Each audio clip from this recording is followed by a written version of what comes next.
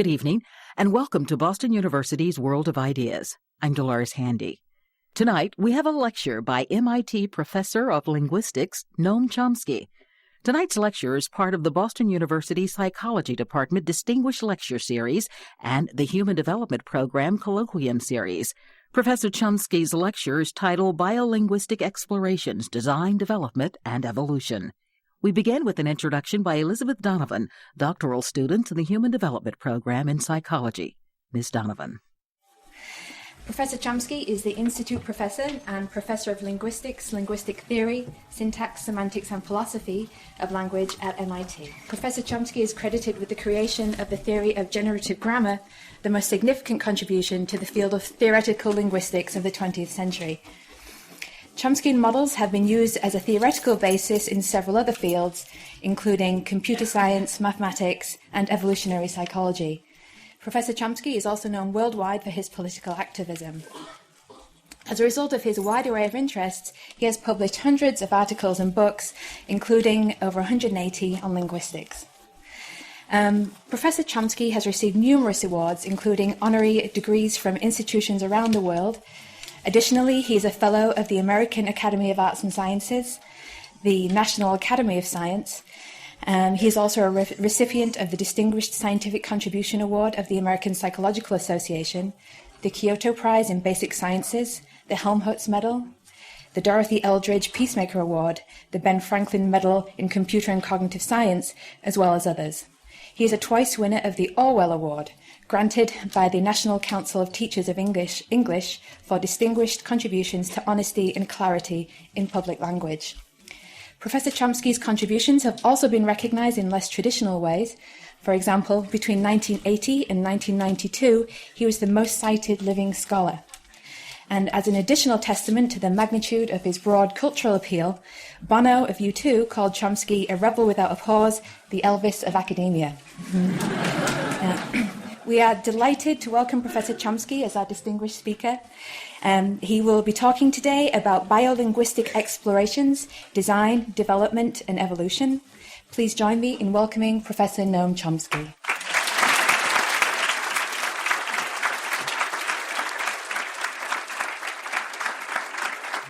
Thanks. Well, let me start with a couple of words about my favorite century, the 17th century. The famous philosopher, historian of philosophy and science, Alfred Whitehead, once wrote that for the last several centuries we've been living off the accumulated capital of the scientific genius of the 17th century, which is not much of a distortion. It's pretty much true. In the natural sciences, it's very largely true. In our field, psychology, linguistics, philosophy, it's much less true, much to their detriment, I think. There was part of the scientific revolution of the 17th century was a cognitive revolution, which was extremely important and developed many of the ideas that were rediscovered without knowledge of their antecedents. In what's called the cognitive revolution, should be called the second cognitive revolution of the 1950s, which led to cognitive science, linguistics, related areas, philosophy of language and mind in the sense that we know them today. And in fact, much of that work is still unknown and I think underappreciated. So to take simple elementary example, one of the notions that plays a fundamental role in studies of acquisition of language or nature of language is what's called poverty of the stimulus. And there's a huge debate about whether it exists, what is it some weird thing about language or something like that. In fact, all of this is a total misunderstanding, for which I admit some guilt. I used the term, probably invented the term, talking about language, but it's a general property of all growth, and that's well known and understood outside the studies of the mind, of cognition, where it's supposed to be something special. So it's taken for granted, for example, no one even bothers to mention it, that the growth of an embryo to a mature, whatever it is a striking illustration of extreme poverty of stimulus. The stimulus from the point of view of the embryo is whatever the nutritional and other environment is, and it's perfectly obvious, and no one bothers to talk about it, that the embryo doesn't become a person or a chicken or whatever because of the nutritional environment, which is far too impoverished to yield that consequence. So it's simply taken for granted without discussion that results from some internal property of the embryo, what we would now regard as, in part at least, its genetic endowment, plus other factors that enter into morphogenesis, and growth, and so on. It's only in the studies of the mental aspects of the world that that's considered a strange and debatable thesis, as if they are somehow out of the organic world. Odd kind of dualism that's characteristic of contemporary thought, and particularly the part of it that regards itself as highly scientific. In the 17th century, this was all quite clear. So the classic study of poverty of stimulus in the cognitive domain was Descartes' discussion of how an infant or an adult perceiving something, no great distinction was made between growth and perception, and they are very similar.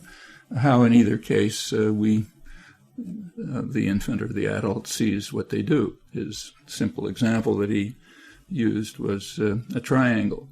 So suppose I were to draw a triangle on the board over there.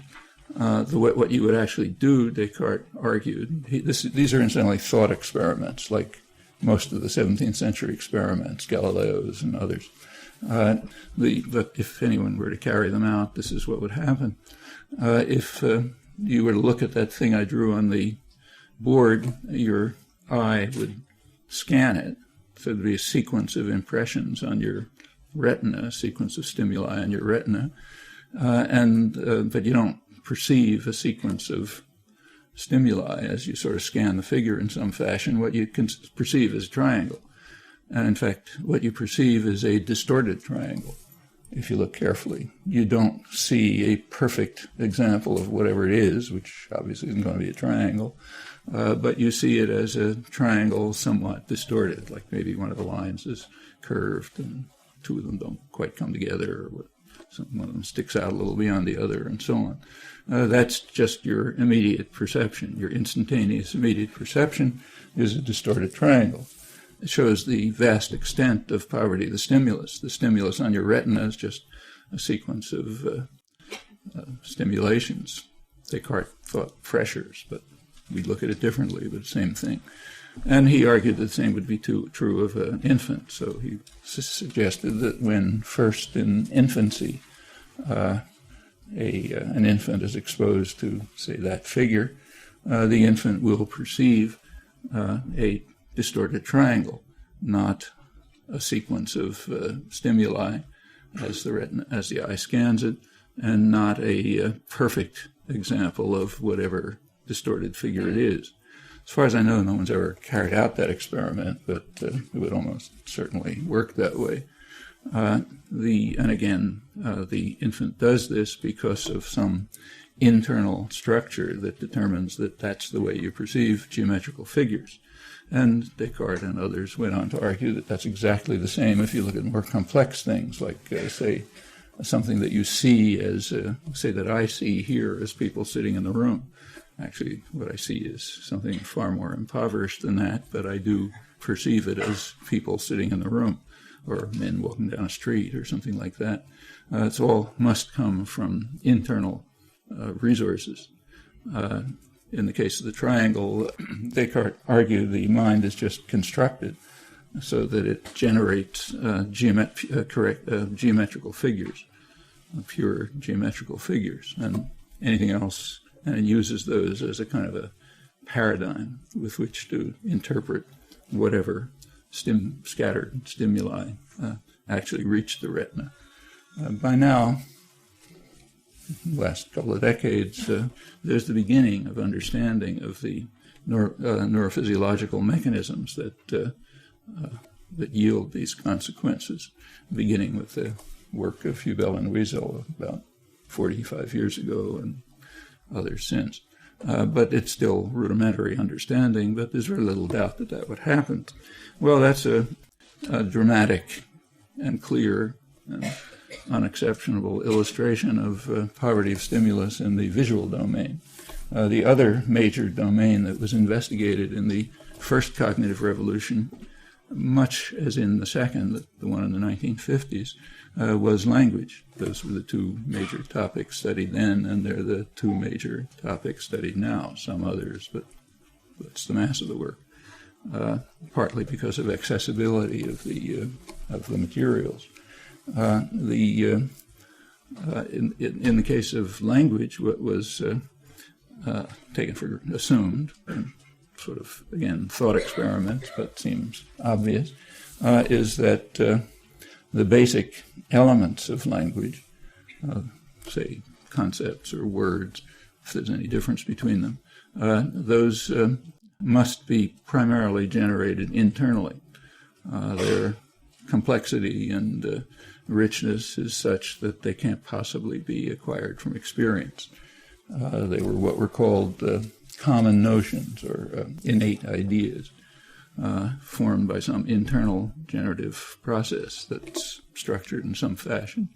And there was a good deal of research into, or at least thought about how this is done, suggesting that what's involved is Gestalt, what are now called Gestalt properties, notions of causal relation, notions of agency, anthropomorphic perspectives, all familiar about the way we perceive and think about the natural world. So you see, you talk about a comet as aiming towards the Earth and fortunately missing it, as if it had agency and intention. And the sun rises in the morning. We don't talk about the Earth setting in the morning and so on. That's true of just about everything we talk about, no matter how simple it is. And the properties of the concepts we use are the same, but they can't be coming from the stimuli of the external world. And in fact, as far as we know, there are significant differences among organisms in how they perceive the world and what ethologists called their Umwelt, the world of experience that in which they live will be different for different organisms, different for us and for bees, let's say. Not because the stimuli are different, but because they're differently constructed internally. The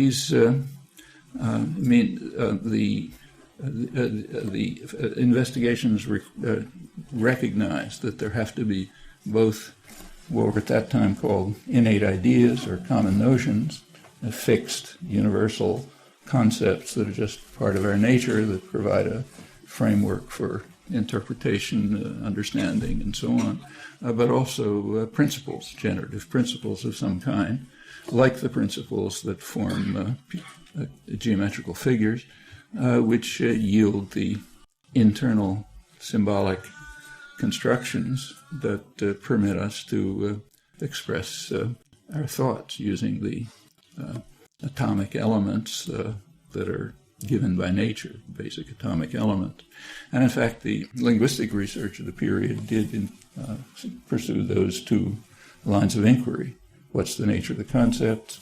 What's the nature of the universal principles by which expressions are constructed as modes of expression of thought, sometimes externalized, mostly just in your head when you're talking to yourself.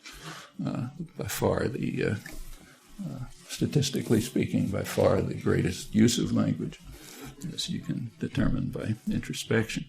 A lot of interesting work was done in both of those domains. I won't try to review it. A lot of it is still far from having been reached in many of its details in contemporary work. That's particularly true of the study of concepts, which today is much more impoverished than it was in the 17th century, 17th, 18th century. It was recognized at that time that our most elementary concepts or words don't pick out identifiable things in the world. They don't pick out mind-independent objects. Actually, that insight goes back to Aristotle. Aristotle's example was a house. He said a house is, in his terminology, a house has both matter and form. The matter of the house is bricks, wood, whatever it's constructed of, and that's mind-independent. The form of the house is its function, its design, the fact that people live in it or store things in it, and so on. And the house itself is a combination of matter and form. So it has both material constitution and design and function. And when Aristotle defines the house, he says you define a house as a combination of matter and form.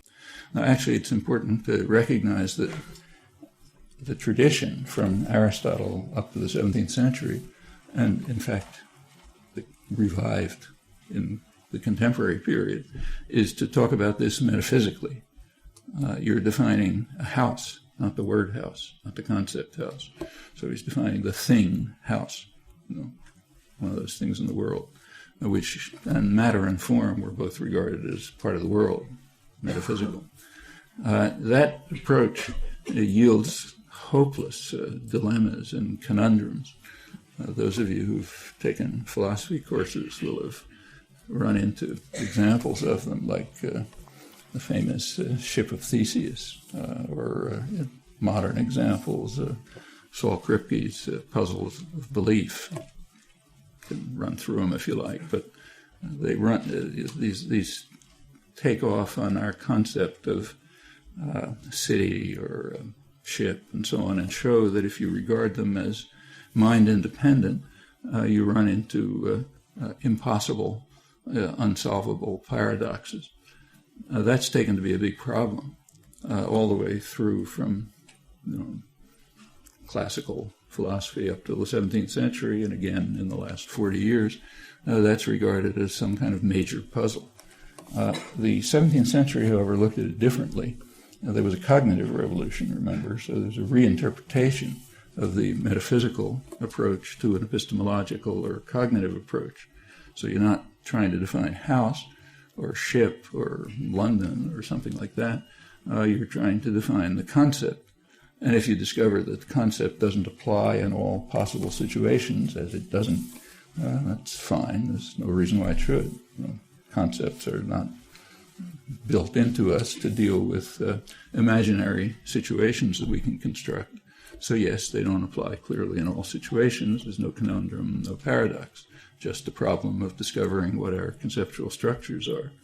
And that's a very productive and accurate way of looking at it. It's not the standard way today, and it wasn't the standard way prior to the 17th century, but it should be the right way. And if we think about concepts and words a little, it becomes pretty obvious that that must be true. The word house is not a bad example.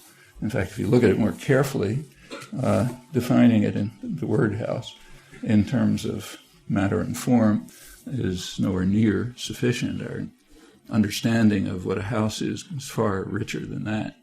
So, for example, if I say, I painted my house brown, you understand me to mean that I painted the exterior surface brown. I can tell you that I painted the interior surface brown, but I have to do it in a more complicated way. I have to say I painted my house brown on the inside. Okay, then you know I meant the inside. That's what's called a marked expression. So if I say I climbed the mountain, you interpret me as saying I went up, but I can say I climbed down the mountain. Okay, then I went down. And house is the same. The exterior surface is kind of unmarked. That's what you take the house to be. You can, with more complexity, identify the interior surface. But a house is not just an exterior surface. It can't be. If it were, it would be a geometrical object. And you couldn't, and if you were, let's say, 5 feet away from the surface on the inside, you would be near the house, but you're not. You're in the house. If you're 5 feet from it on the outside, you're near the house. And it doesn't have anything to do with its being contained. Same's true of, say, a lean-to, which kind of goes like this, or even a straight wall, depending on whether you live on one side or the other. You're near it if you're in the part that's intended to be, that's outside the part that's intended to be inhabited. You're inside it if you're the other one.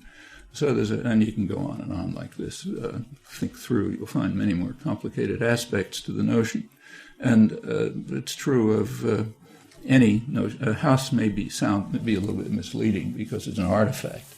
And one might think that artifacts have those special properties. But the same is true of the simplest words that aren't artifacts. So take, say, another word that was studied in the 17th century, first by Thomas Hobbes. Take, say, the Charles River, which somewhere around there, I don't know where exactly. The Charles River we call a river. But if you think about it a little, you can, under very significant changes, dramatic changes, it would still be the same river. On the other hand, under very trivial changes, it wouldn't be a river at all. So, for example, if Hobbes argued that what identifies something as a river as its point of origin, that's part of the truth. But it can't be the entire truth, because if the river were, say, if the direction of flow of whatever's in it were reversed, it would still be the Charles River. If it were broken up into tributaries and directed so it ended up in some other place, it would still, under appropriate circumstances, be the Charles River. If whatever minimal amount of H2O is in it were replaced by chemicals from an upstream plant, let's say, it would still be the Charles River, though it wouldn't have any water in it. And probably not much of a change from what it is now. But, and so on. Lots of different radical changes would still keep it being the Charles River. On the other hand, trivial changes would keep it from being a river at all. So, for example, if it were directed between two fixed banks, let's say walls, and used for transporting freight, ships carrying freight, then it would be a canal. It wouldn't be a river, but it's a small change. In fact, if some minuscule physical change were carried out, undetectable except in very sophisticated ways, which was what's called a phase change, just changed its surface so that it became, say, glassy, hard, almost undetectable. I suppose it was changed to become hard, and a line was drawn down the middle of it, and people started using it to commute to Boston. Well, then it would be a highway, not a river, even though the changes are virtually undetectable. And you play with it, you can find many more complexities. What all that means is that a river is not a mind-independent object. It's some mental construct. And the same is true of any other word you look at. One of the terms that raised a lot of interest in the 17th century, mainly because of interest in moral philosophy, was the notion person. So what makes something a person? John Locke, for example, spent a lot of time on this. Well, he argued a person isn't a material object. And without running through the details, he came to the conclusion that a person is individuated in terms of psychic continuity. So if the mind persists and the body changes, it's still the same person. And he concluded, in fact, that if you had two psychic continuities in the same body, it would be two persons. Or if, and in fact, science fiction today plays with notions like that. A single person could inhabit two bodies if it's the same psychic continuity running through it. Again, a science fiction trick. And all of this is known to infants. I mean, I don't know if it's been really studied, but anyone who's had children or grandchildren knows that instantaneously understood. In fact, children's literature is based on these notions from the earliest stages, cross-culturally, as far as we know. So the standard children's story is handsome prince is turned into a frog by an evil witch. Later, the beautiful princess kisses the frog, and out comes the handsome prince, not some other creature.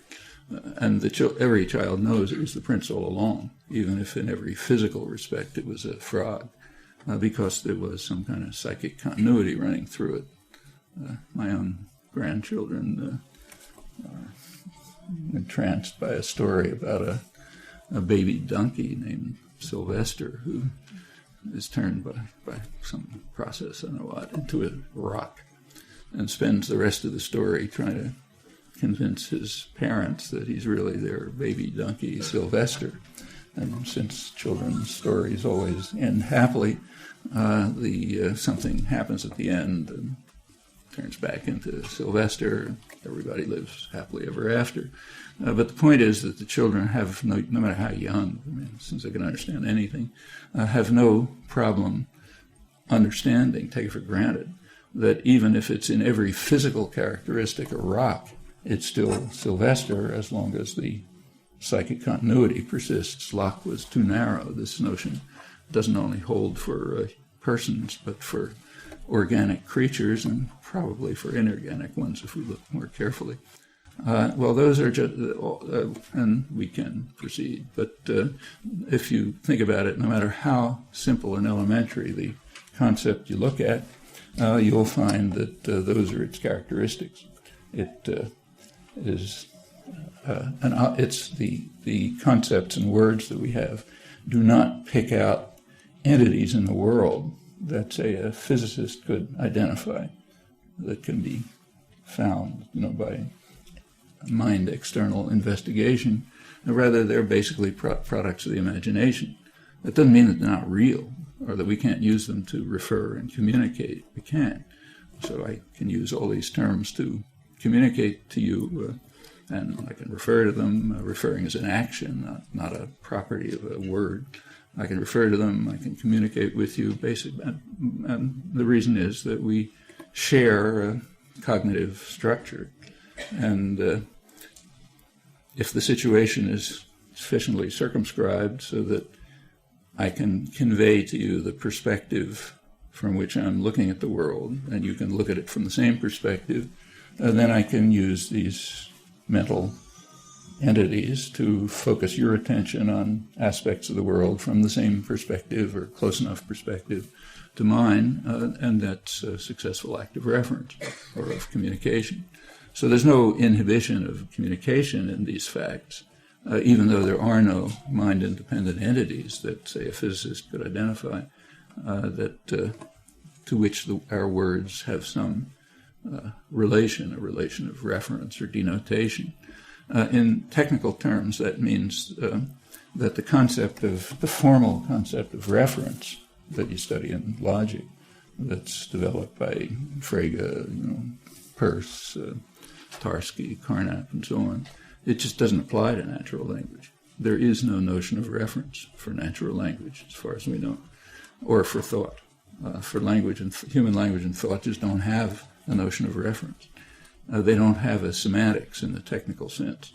They don't have terms that pick out pieces of the world.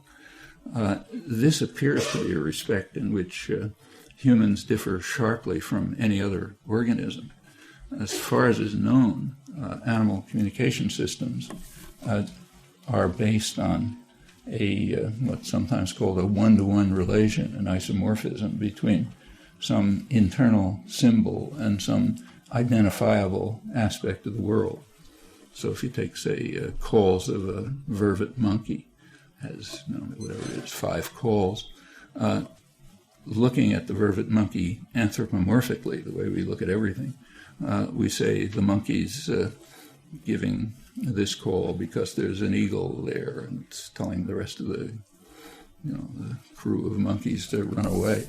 Now, what appears to be happening is that there's a reflexive reaction to some, say, motion of leaves or something like that, and then the call comes out.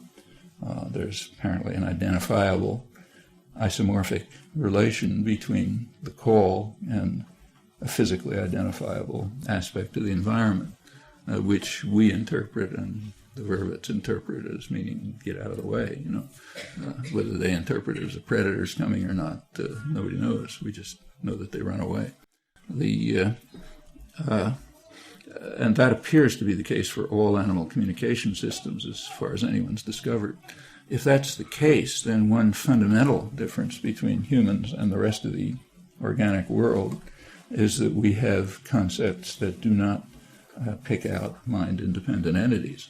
And that's one of the two major problems that any theory of any account of the evolution of human language and cognition will someday have to face. How did this happen?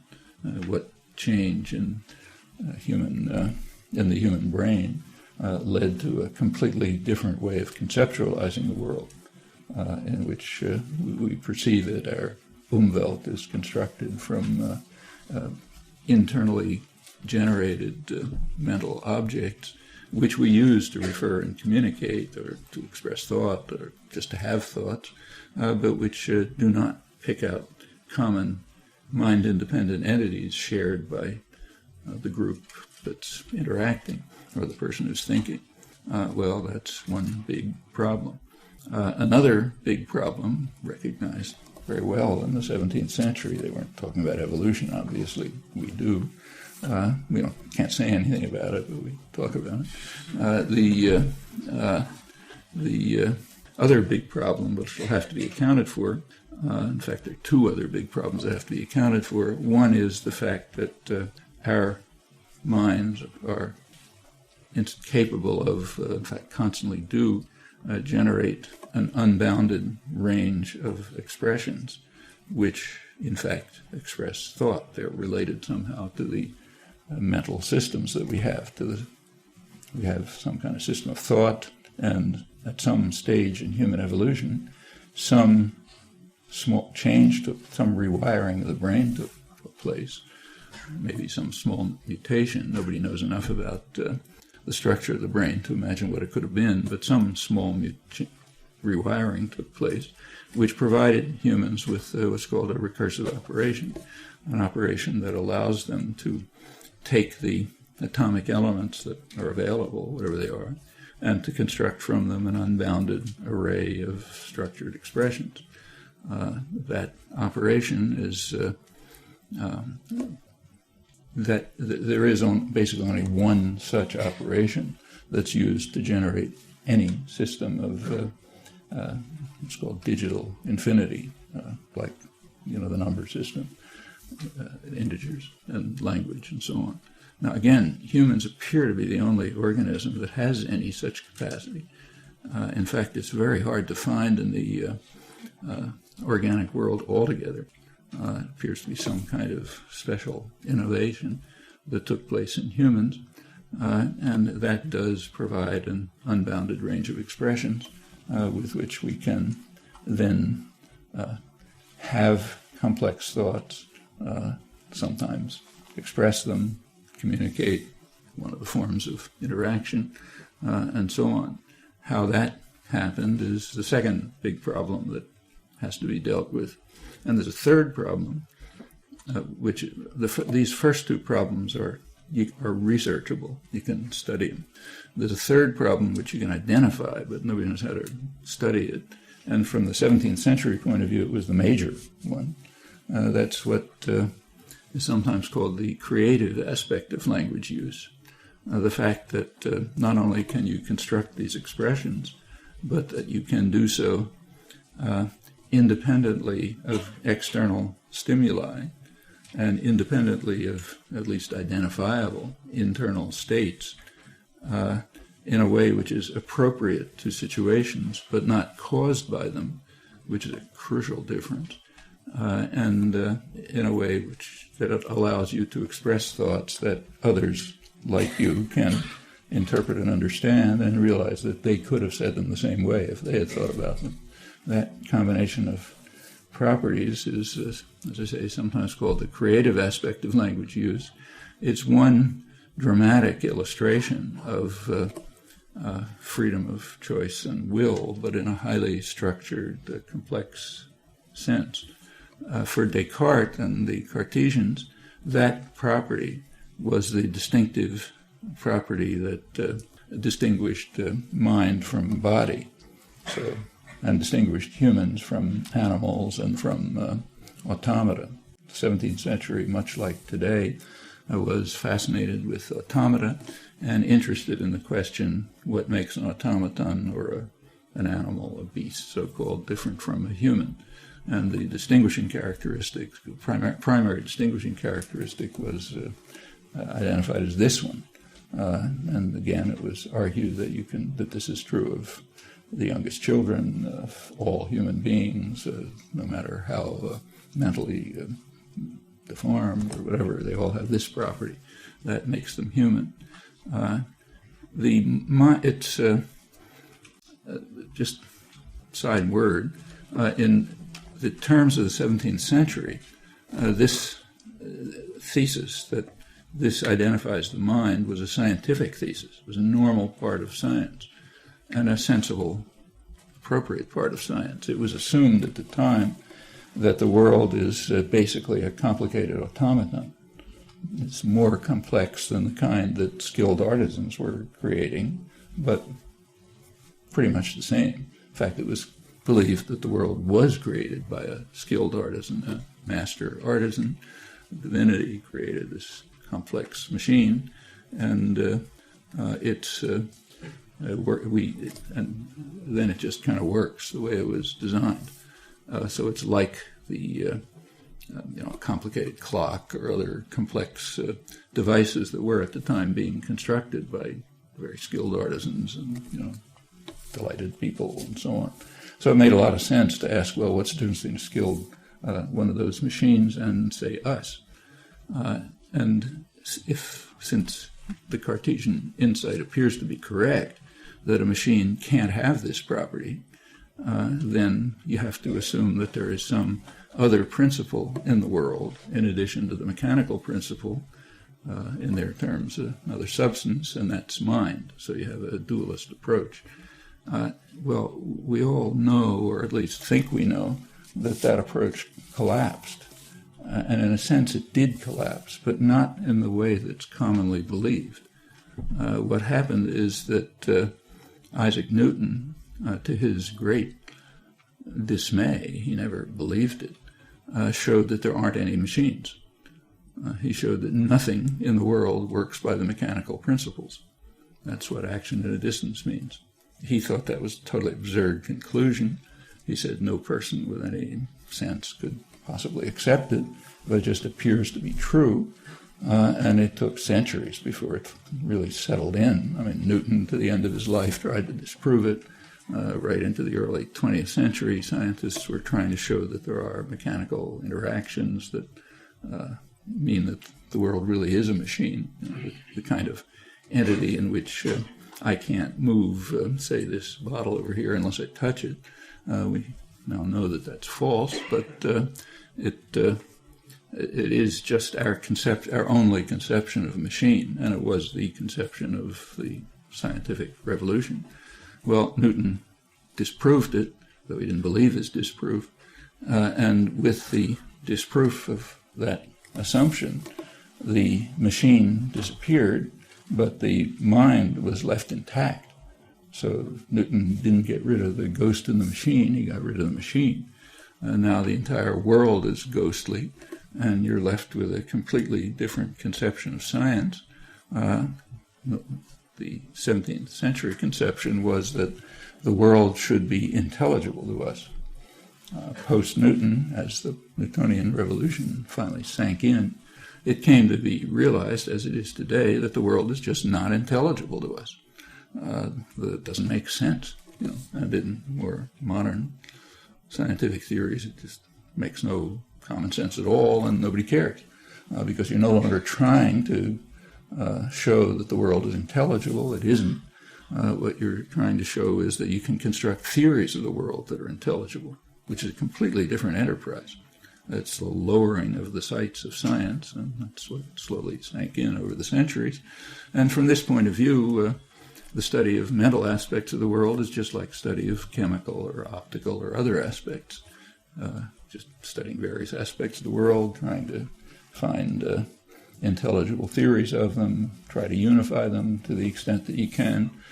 Unification does come about often, but often in extremely surprising ways, even in recent times. And you don't know how it's going to come about in the future. Well, that's the nature of the scientific enterprise. Today, it's if you read contemporary literature, you read about what's called the astonishing idea or the radical new hypothesis, dramatic proposal that the mind is just a result of the organic structure of the brain. It's got to be true, but it's not part of the structure of the foot. Apparently, you can cut your foot off and still have a mind. So it's got to be something about some product of the structure of the brain. But that was just taken for granted by the late 18th century, by the time the Newtonian revolution had set in. In fact, it was stated in virtually the same words that are called an astonishing hypothesis today. Another example of how we're slowly coming to comprehend what was very well understood centuries ago. Another illustration of the kind of intellectual tragedy of the fact that we haven't been living off the intellectual capital of the 17th century in these domains, in language, philosophy, cognitive science, and so on, and have a long way to go. But the ideas are pretty clear and understandable, just kind of different than the ordinary way of looking at it. Well, this third property, the creative aspect of language use, remains beyond inquiry. But the second property, the principles that we use to form expressions, to express our thoughts, that's a major topic of investigation. Did pick up again from the 1950s, breaking with the barriers imposed by behaviorist and structuralist dogmatism. They collapsed, fortunately, and we were able to became possible to get back to some of the topics that were seriously investigated centuries earlier, and in fact to go far beyond, because there are new tools, new mathematical tools and others that weren't available then. And that leads to modern linguistics and cognitive science. I don't have time to talk about it, but from then on, you go off into what we understand about the universal principles that enter into what you and I are now doing. Just a final word about it. If it is true, and there's no reason to doubt it, that cognitive capacities, capacity for language and so on, are just aspects of the world like others, then we would expect that when we study, say, language or moral theory or visual perception or whatever, we would expect to find three separate factors that enter into their growth and development. One factor is what in the 17th century was called innate structure. Today we call it the genetic component, not knowing a lot more about it than they did. We have a different word for it. So there is some genetic component that determines that we have language, not, but say my granddaughter exposed my granddaughter and her pet kitten or chimpanzee or songbird or whatever may be exposed to precisely the same data, precisely the same, but only my granddaughter interprets some of it as linguistic experience in a very mysterious way. Nobody knows how this is done. But some of the complex environment is picked out as linguistic experience if you have the right genetic endowment. And then out of that comes knowledge of a language in an almost reflexive way. You're not taught it, you don't really learn it. It just kind of grows in your mind the way other aspects of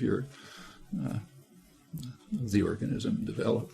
That's one factor, the genetic component, which interprets part of the data as experience and constructs some intellectual structure in the mind from that experience and then makes it possible for us to use it in the way we're doing now. The second factor is variation in the data. So we happen to be talking some variety of what's called English, but not some variety of what's called Japanese. Well, no genetic differences, but there are some differences in the data which yield those distinctions, presumably very superficial ones. Can't be very much. And in fact, I'll come back to that in a second, but that's the second factor. The third factor, which is much harder to study, but is coming into view in the study of language and the study of biology also, are just general principles of nature, which enter into how organisms grow and develop in every aspect. I mean, we know that in some cases. Everyone knows that, say cell division is into spheres, not cubes, but not because there's a gene that tells the cell, become a sphere, not a cube. That's because of physical principles. And no one knows exactly how far that goes, but undoubtedly the just general principles of nature play a major role in determining how an organism gets to its successive states of maturation and development. And the same is true of evolution. There must be fixed principles of nature that just determine the kind of channel within which natural selection can make a few choices. That's the third factor. And the same is true in language. The principles of language is basically a computational system, so you would expect that principles of efficient computation that don't have anything particular to do with language should enter into the way a language grows in the mind of a child, no matter what language it is. And in recent years, it's for the first time become possible to explore these properties of language and get some interesting results about them. Just to finish, these two areas, biology and linguistics, have been developing pretty much in parallel for the last 40 years or so, and with a good deal of interaction. That's where the phrase biolinguistics comes from. In both cases, say around the 1950s, it was assumed, both in biology and in linguistics, that in biology, that organisms can vary in every imaginable way. So the variation of organisms is so extreme that each one has to be studied as a special case. And if nature sets a certain problem, natural selection will find a way to solve it. Study a major, take a course in general biology, you still read that. Similarly, in linguistics, it was assumed that languages can vary in every imaginable way, and that it's a mistake to approach some new language with a preconception of what it must look like, because the variation could be arbitrary. Well, both of those ideas are literally incoherent, and they weren't really meant literally, because they are incoherent. But that was the kind of the atmosphere. The assumption is, well, variation is so huge that there's nothing much you can say about it. Over the years, both biology and linguistics have been chipping away at those incoherent assumptions with a fair amount of interaction. And by now, it's not exotic in either field to say that there really only is one organism with slight variations in timing of regulatory mechanisms and so on, which yield gross superficial differences, but from the same deeply conserved elements, some of which go way back to bacteria. Hox genes are a famous case. And similarly, in the case of language, it's no longer extreme to say that there probably is really just one language with minor variations depending on how this or that option is fixed, and when in a well-constructed, well-designed system, slight changes are made in several places, the superficial outcome can look very different. If you want to see an explicit working out of this that's both very expert and very accessible, there's a book by a fine linguist, Mark Baker, called Atoms of Language, in which he takes two languages that are about as different as you can possibly imagine on the surface. English and Mohawk, every possible property looks totally different. And he tries to show, and to a certain extent does show, that if you assume a fixed structure of options that can be picked in the course of acquisition on the basis of simple data, then the two languages turn out to be virtually identical, just with different choices of options. Very much like the way, say, a butterfly and an elephant turn out to be pretty much the same animal, with just different choices of timing of regulatory circuits and so on. That's the direction in which both fields are going, and probably will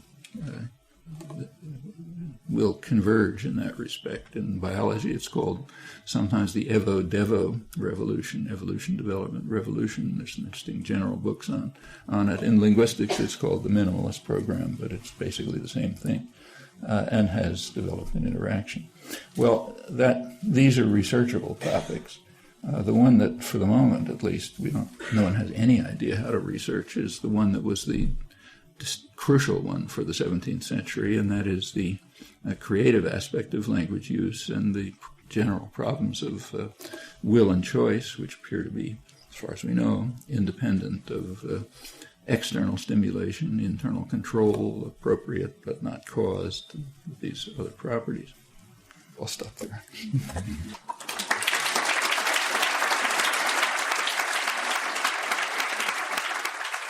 You've been listening to a lecture by MIT Professor of Linguistics, Noam Chomsky.